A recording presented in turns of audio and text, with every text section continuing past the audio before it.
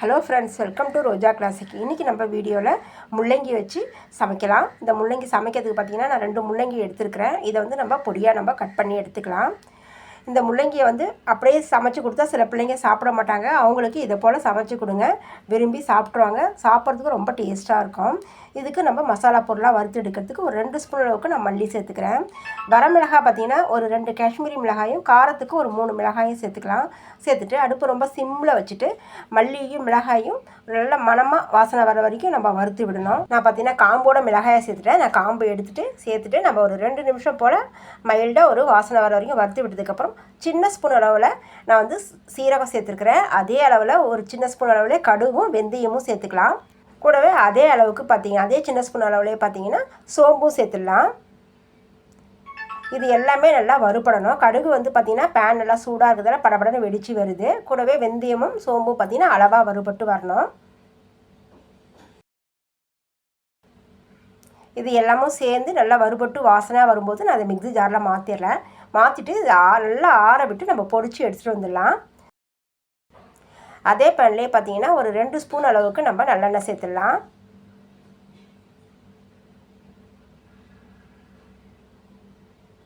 சேர்த்துட்டு பொடியாக நறுக்குன இந்த முள்ளங்கியை இது உள்ளே சேர்த்துடலாம்.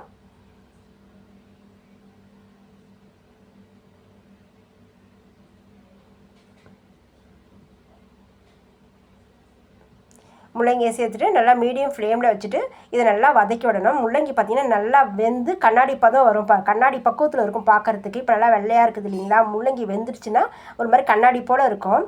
அந்தளவுக்கு வர்ற வரைக்கும் முள்ளங்கியை நல்லா வதக்கி விட்டுக்கணும். இது வதங்கிறதுக்கு பார்த்திங்கன்னா ஒரு 7-8 நிமிஷமாச்சு. நான் மீடியம் ஃப்ளேமில் வச்சு வதக்கி எடுத்தேன்.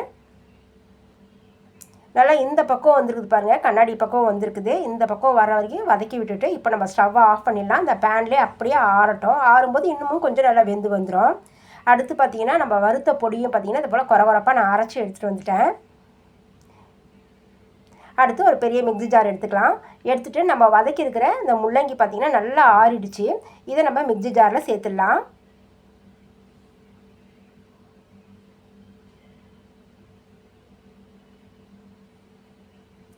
இதை மிக்ஸி ஜாரில் சேர்த்துட்டு இது கூட வந்து பார்த்திங்கன்னா ஒரு 5-6 பூண்டு பல்லும், ஒரு 2 இன்ச்சு அளவுக்கு இஞ்சும், இதை பொடியாக நறுக்கி சேர்த்துக்கிற இஞ்சியை பூண்டு பல் நம்ம அப்படியே சேர்த்துடலாம். கூடவே ஒரு 2 கொத்து கருவேப்பிலை சேர்த்துடலாம். ஒரு 2 கொத்து மல்லித்தழை சேர்த்துக்கலாம். அது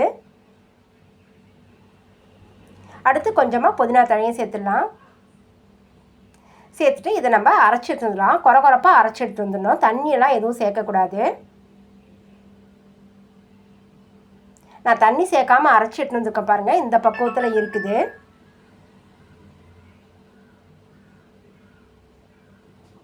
இது ஒரு பக்கம் இருக்கட்டும். அடுத்து நான் பேன் வச்சுருக்கிறேன். அடுப்பில் பேன் நல்லா சூடு ஏறந்தும் எண்ணெய் சேர்த்துடலாம். எண்ணெய் கொஞ்சம் தாராளமாக சேர்த்துடலாம். எண்ணெய் பார்த்திங்கன்னா ஒரு 4 ஸ்பூன் அளவுக்கு நான் எண்ணெய் சேர்த்துருக்குறேன். எண்ணெய் அளவாக சூடு ஏறி வரும்போது ஒரு 1/2 ஸ்பூன் அளவுக்கு கடுகு உளுத்தம் பருப்பு சேர்த்துடலாம். கடுகு நல்லா வெடித்து நல்லா மணமாக வாசனை வரணும். அது கூடவே நம்ம சீரகமும் ஒரு 1/2 ஸ்பூன் அளவுக்கு சேர்த்துக்கணும். ஒரு 5-6 மிளகு சேர்த்துடலாம். இது எல்லாம் நல்லா வெடித்து வரணும். நல்லா கடுகு நல்லா பொரிஞ்சு வர வரைக்கும் நல்லா வறுத்து விட்டுடணும். இதுவே பார்த்திங்கன்னா நல்லா ஒரு மணமாக வாசனை வரும். இப்போ நம்ம ஒரு 2 கொத்து அளவுக்கு கருவேப்பிலை சேர்த்துடலாம். கருவேப்பிலை சேர்த்து நல்லா வெடித்து வந்துடுச்சு. இப்போ நம்ம அரைச்ச விழுதை இது உள்ளே சேர்த்துடலாம். சேர்த்து ஒரு நிமிஷம் போல் வதக்கி விட்டுடலாம். நல்லா கலந்து விட்டுடலாம்.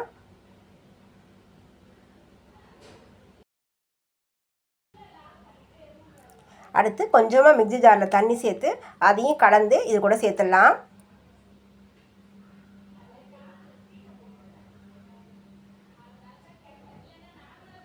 இதில் ஒரு 1/2 ஸ்பூன் அளவுக்கு பெருங்காயத்தூள் சேர்த்துக்கலாம். இப்போவே பார்த்திங்கன்னா நம்ம அரைச்ச பொடி இருக்கு இல்லையா, அந்த பொடியை இது கூட சேர்த்துடலாம். ஏன்னா முள்ளங்கி நம்ம நல்லா வதக்கிட்டோம். இதுக்கு மேலே வதங்கணும்னு அவசியம் இல்லை. இது கூட பார்த்திங்கன்னா நான் மாங்காய் வந்து மேல் தோல் எடுத்துகிட்டு ஒரு அரை மாங்காய், பாதி மாங்காய் அளவுக்கு நான் துருவி வச்சுருக்கேன். அதாவது முள்ளங்கியில் ஒரு புளிப்பு சுவை சேர்க்கணும் இல்லையா, அதுக்காக நம்ம புளிக்கு பதிலாக மாங்காய் சேர்த்துருக்குறோம். தேவையான அளவுக்கு உப்பும் சேர்த்துடலாம்.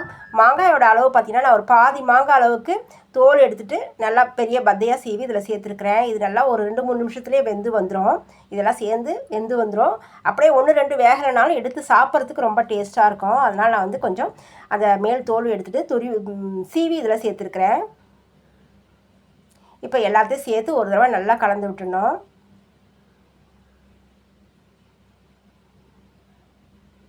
நான் ஓப்பன்லேயே வச்சு ஒரு 2-3 நிமிஷத்துக்கு கலந்து விடுறேன்.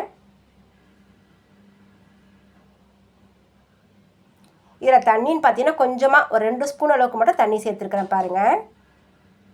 ஏன்னா மாங்காய் கொஞ்சம் வேகணும், அடி பிடிக்கக்கூடாதுன்றதாக கொஞ்சமாக தண்ணி சேர்த்து கலந்து விட்டுட்டு ரொம்ப அடுப்பை வந்து ஃப்ளேம் வந்து ரொம்ப சிம்மில் வச்சுட்டு மூடி போட்டு விட்டுடலாம். ஒரு 3-4 நிமிஷத்துக்கு அப்புறம் ஓப்பன் செய்கிறேன். ஓப்பன் செஞ்சு கலந்து விட்டுடலாம். மாங்காய் வந்து பார்த்திங்கன்னா நல்லா வெந்து வந்துருச்சு. ஆனால் குழைவாக வேகலை. இன்னும் கொஞ்சம் நேரத்தில் குழைவாக வெந்து வந்துடும்.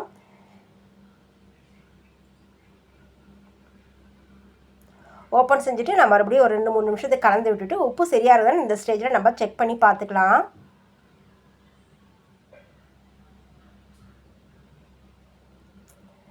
மறுபடியும் மூடி போட்டு விட்டுடலாம். மூடி போட்டுட்டு ரொம்ப சிம்மில் வச்சுருங்க. ஒரு 10 நிமிஷத்துக்கு அப்புறம் ஓப்பன் செஞ்சிங்கன்னா இந்த பக்குவத்தில் இருக்கும். நல்லா ஒரு கமகமான வாசனையான முள்ளங்கியோடைய துவையல் வந்து ரெடியாக இருக்கும். சாப்பிட்றதுக்கு அவ்வளோ டேஸ்ட்டாக இருந்துச்சு. வாசனையும் பார்த்திங்கன்னா அவ்வளோ ஒரு மணமாக இருந்துச்சு. நான் நல்லா கலந்து விட்டுட்டேன். நடுவுலையும் பார்த்தீங்கன்னா ஒரு 2-3 தடவை நான் கலந்து விட்டுருக்கிறேன் ஓப்பன் செஞ்சு. இப்போ இதுக்கு ஒரு தாளிப்புக்குன்னு பார்த்தீங்கன்னா நல்லெண்ணெயிலே தாளிப்பு கொடுத்துடலாம்.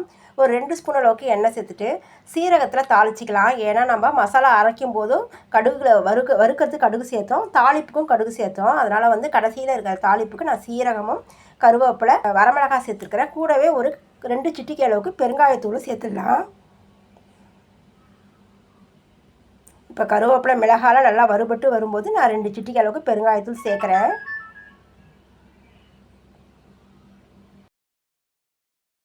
நம்ம இந்த தாளிப்பை இந்த முள்ளங்கி துவையலோடு சேர்த்துடலாம். இந்த முள்ளங்கி மாங்காய் துவையல் பார்த்தீங்கன்னா நீங்கள் காலைல டிஃபனுக்கும் யூஸ் பண்ணலாம், மத்தியானம் சாதத்தோடையும் கலந்து சாப்பிட்லாம், நைட்டில் நம்ம செய்கிற சப்பாத்தி இட்லி தோசை எது வேணாலும் தொட்டு சாப்பிட்லாங்க. அவ்வளோ ஒரு சுவையாக இருக்கும். 3 வேளையும் இதை வந்து நம்ம ஒரு நாள் ஃபுல்லாக சமைச்சி வச்சுட்டோன்னா 3 வேளையும் ஒரு நாளைக்கு வேலையே இருக்காது. இது சாதத்தோடு கலந்து சாப்பிடும்போது ஒரு அப்பளம் இருந்தாலே போதும், அவ்வளோ ஒரு சுவையாக இருக்கும், நல்லா மணமாக வாசனையாக இருக்கும்.